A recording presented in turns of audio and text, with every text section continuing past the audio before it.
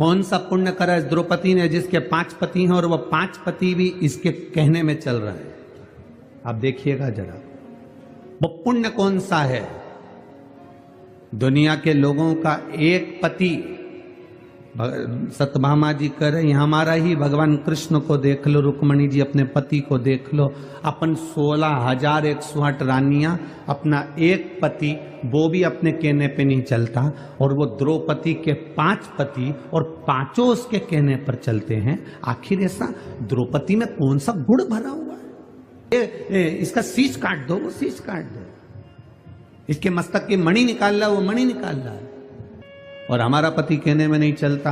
और ये द्रौपदी के 5 पति होने के बाद भी द्रौपदी के कहने पर चलते हैं। आखिर द्रौपदी के ऐसा क्या पुण्य करा था? द्रौपदी के पास में ऐसा क्या है? द्रौपदी के पास में ऐसा क्या बूटी है, कौन सी जड़ी है, कौन सी ऐसी भभूति है जो द्रौपदी फेंक देती है और 5 पति उसका कहना मानते? ऐसी कई माताएं जो ना जाने कितनी कितनी जगह पर जाकर कहती होंगी हमारा पति हमारी सुनता नहीं है। गुरु जी कोई ऐसा उपाय बता दो ना कि हमारा पति सुन ले। गुरु जी की लुगाई से पूछ लो उनका सुनता है क्या? पहले जो तुम गुरु जी के पास गई हो ना पूछने के लिए कि हमारा पति हमारी नहीं सुनता, तो गुरु जी की लुगाई से भी पूछो देता है। अब जरा विचार तो करो आप, कहाँ भभूति के चक्कर में पड़े हो, कहाँ दिखावे के चक्कर में पड़े हो? किस दिखावे की तुम बात करते हो? कोई तन दुखी, कोई मन दुखी, कोई धन बिन रहत उदास, तुलसी या संसार में सुखी राम का दास। इस संसार में सब दुखी हैं, केवल सुख तो एक कोई है जो भगवान की भक्ति में लगा हुआ है, भजन में रमा हुआ है। वो दुनिया का सबसे सुखी और सेठ व्यक्ति है। बाकी के सब का हम वर्णन क्या करें कि वो आप भी जानते हो कि सुख कहाँ। सत्यभामा जी के मन में भाव आ गया, सत्यभामा जी के हृदय में ये भाव आया कि जरा मैं द्रौपदी से पूछूंगी कि तेरे पास कौन सी जड़ी बूटी है, तेरे पास में कौन सी भभूति है, तेरे पास में ऐसा क्या है जो तेरे 5 पति तेरे कहने पर चलते हैं। जी द्रौपदी के पास गई और द्रौपदी से जाकर पूछा, द्रौपदी हमारा एक पति भगवान कृष्ण हमारे कहने पर नहीं चलते, तेरे 5 पति तेरे कहने पर चलते हैं, उसका कारण क्या है? क्या कारण है तेरा? तब द्रौपदी ने कहा, मैं तो ये नहीं जानती कि मेरे पति कहने में चलते कि नहीं चलते, पर इतना जरूर है जब मैं विवाह कर कर पहली बार आई और शादी कर कर मैं पहली बार आई और मेरी सास ने मेरे पतियों से कह दिया, पतियों ने कहा मां देखो हम क्या लाए हैं, और मां ने कह दिया कि 5 बांट लो। मां का आदेश है कि आपको बांटा जाए 5 के बीच में। द्रौपदी कहती है अगर आपकी मां का आदेश है तो वो मां केवल आपकी नहीं, मैं शादी कर कर आपके घर आ गई हूं तो वो मां मेरी भी है, उसका आदेश मानना मेरा भी काम है। इनकी माता का सम्मान करा। जो नारी अपने पति की माता का सम्मान करती है, अपनी सास का सम्मान करती है, ससुर का सम्मान करती है, आदर के शब्द बोलती है, सत्कार के शब्द बोलती है, घर में बुजुर्गों से इज्जत से बोला जाता है, सम्मान से बोला जाता है। अगर नारी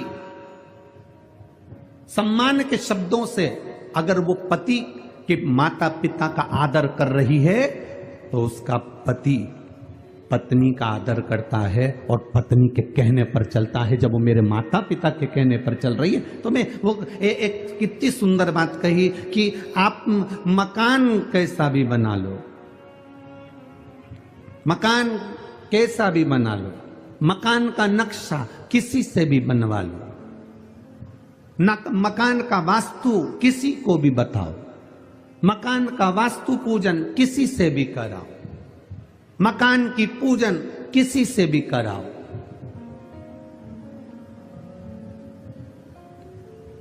उससे मकान में कभी आनंद नहीं आएगा। मकान में बस 2 चीजों का होना जरूरी है। मकान बने तब 2 अच्छे मिल जाएं तो जिंदगी संवर जाती है।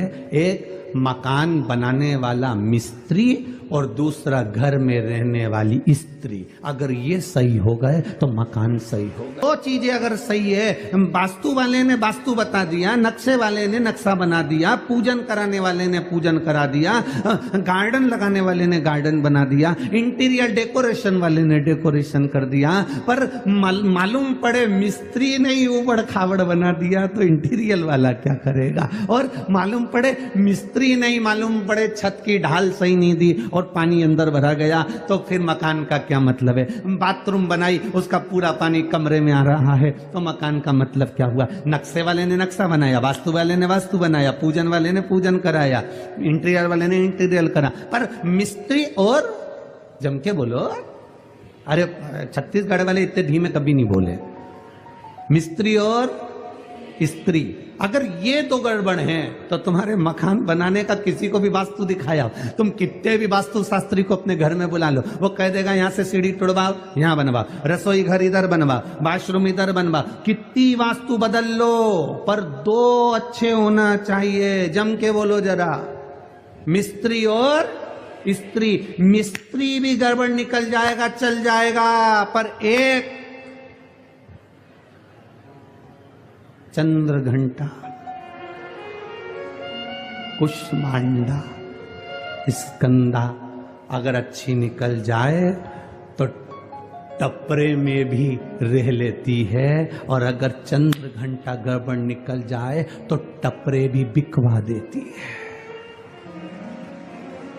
स्त्री और मिस्त्री आपके कहने अनुसार चलती है, आपके बताए अनुसार, और भले नहीं चले आपके कहे अनुसार, पर आपके घर में रहे तो प्रेम से रहे। जब आप पहुंचो घर, उसके चेहरे पर प्रसन्नता होना चाहिए। जब आप घर पहुंचो, उसके चेहरे पर स्माइल होना चाहिए। जब आप घर पहुंचो, पानी का गिलास आपको दे दे। आप घर पहुंचो, बना हुआ भोजन आपको मिल जाए। आप घर पहुंचो, आपके बच्चों को संभाल रही हो, माता पिता को संभाल रही हो, आपके घर में पहुंचने का मन करे। दुकान ऐसी होना चाहिए जिसमें जाने का मन करे, मकान ऐसा होना चाहिए जिसमें जाने का मन करे। अगर मकान में और दुकान में जाने का मन नहीं करता तो वो दुकान मकान किसी काम का नहीं होता। मन लगना चाहिए। मैं जिस व्यापार को कर रहा हूं उस व्यापार में मेरा मन लगे। मैं कपड़े की दुकान खोलकर बैठा हूं, कपड़ा बेचने में मेरा मन लगे। मैं किराने की दुकान पर बैठा हूं, किराना बेचने में मेरा मन लगे। मैं कोई वस्तु की दुकान मेडिकल लेकर बैठा हूं तो दवाई में मेरा मन लगे। उसी तरह घर में आप आधे घंटा, 1 घंटा, 2 घंटा, 5 घंटा, 2 दिन, 3 दिन, 4 दिन, 5 दिन गए हो, आपका मन घर में रमना चाहिए। तो ठीक है, स्त्री और मिस्त्री ये दो ठीक हैं तो आपका घर भी ठीक है। बनाओ आप मकान का नक्शा, किसी से बनवाना हो तो हमें कोई दिक्कत नहीं है। वास्तु जिसको दिखाना है दिखाइए, मना नहीं है। पूजन जिससे कराना है कराइए, मना नहीं है। इंटीरियर जिससे कराना है कराइए, पर 2 चीजों का स्मरण रखिएगा, मिस्त्री और स्त्री का स्मरण करिएगा। भगवान की भक्ति, भजन, कीर्तन, स्मरण। स्वयं द्रौपदी से सत्यभामा जी ने पूछा कि तू ये बता कि तेरे 5 पति तेरे कहने पर चलते हैं? जो माताएं दूसरों के पास जाकर कहती हैं बाबा जी ऐसा बता दो कि हमारा पति हमारे अनुकूल चले, उन माताओं से निवेदन है कहीं मत जाना। तुम अपने घर में बुजुर्गों का आदर करना चालू कर दो, तुम अपने घर में बुजुर्गों का सम्मान करना चालू कर दो, तुम अपने घर में माता पिता का आदर करना चालू कर दो, तुम्हारा पति तुम्हारे कहने पर चलना प्रारंभ कर देगा। तुम आदर करो, तुम सम्मान करो, तुम सत्कार